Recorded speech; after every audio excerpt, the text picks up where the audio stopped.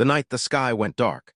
The tale of British Airways Flight 870. Imagine being 19,000 feet in the air, surrounded by the inky blackness of night, when every light, screen, and instrument in your cockpit suddenly fails. This was the chilling reality faced by the crew of British Airways Flight 870, where 82 lives hung in the balance as the pilots battled an unprecedented crisis. This is a gripping story of split-second decisions under pressure, the unseen forces shaping those choices, and the thin line between disaster and survival. It was a crisp October evening in 2005 when 76 passengers and 6 crew members boarded a British Airways Airbus A319 at London's Heathrow Airport. Flight 870 was bound for Budapest, Hungary, a 2.5-hour journey carrying tourists eager to explore the historic city and Hungarians returning home. Leading the flight was a seasoned 53-year-old captain with nearly 12,000 flying hours, including 4,000 on the A320 series. Beside him sat a 29-year-old first officer, newer to the skies with 2,000 hours, mostly on the A320 family. Both were rigorously trained for emergencies, engine failures, decompressions, fires, but nothing could prepare them for the unprecedented challenge awaiting just minutes after takeoff. As the clock ticked past 8 p.m., Flight 870 pushed back from its gate, loaded with 13 metric tons of fuel. The captain, piloting the aircraft, navigated Heathrow's complex taxiways to the active runway. He noted the weather forecast for Budapest: fog, low clouds at 200 feet, visibility down to 500 meters, and possible rain. A tricky landing loomed, but for now the focus was on getting airborne through London's crowded airspace. At 8:20 p.m., the captain set takeoff thrust, guiding the A319 down the runway with precision. The plane lifted off, the first officer retracted the gear and flaps, and the autopilot engaged to manage the climb to 23,000 feet. The clear night offered passengers stunning views of London's skyline as the aircraft soared eastward. Everything seemed routine, until 8 minutes after takeoff, near the UK's east coast, disaster struck. A loud clunk echoed through the cockpit, and the entire flight deck plunged into darkness. Screens went blank, lights extinguished, and the autopilot disengaged. The first officer's heart raced, suspecting engine failure, but the plane continued climbing. The captain seized the side stick and thrust levers, flying manually.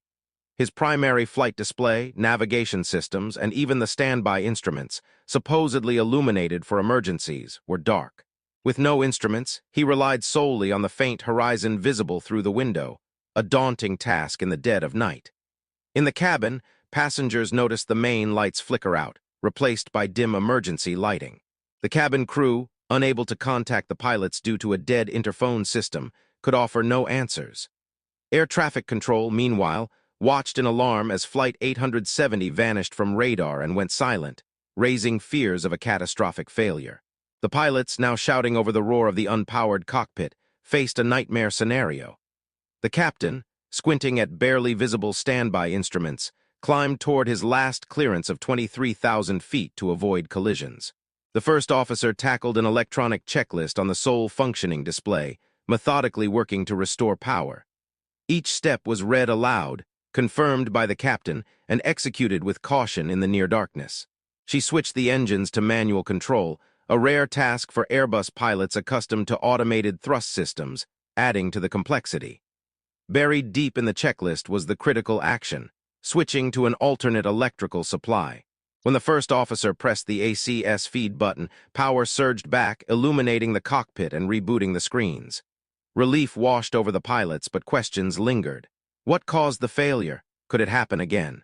With the autopilot re-engaged and manual thrust still required, the captain issued a pan call to air traffic control, signaling a serious but non-emergency situation.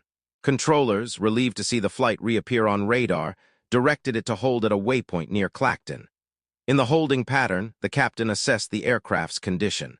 A transformer rectifier, TR1, showed as failed, and systems like the captain's windscreen heating, cabin temperature control, and avionics ventilation were inoperative. He started the auxiliary power unit, a POO, as a precaution. Contacting British Airways Maintenance Control, he described the incident, but poor radio reception led to a critical misunderstanding. The engineer, missing key details like the ACS feed action, believed the TR1 was the sole issue, and advised that the flight could safely continue to Budapest. The pilots faced a wrenching decision. Continuing to Budapest meant flying a compromised aircraft over the North Sea and Europe, into marginal weather requiring a potential autoland, an impossibility without auto-thrust.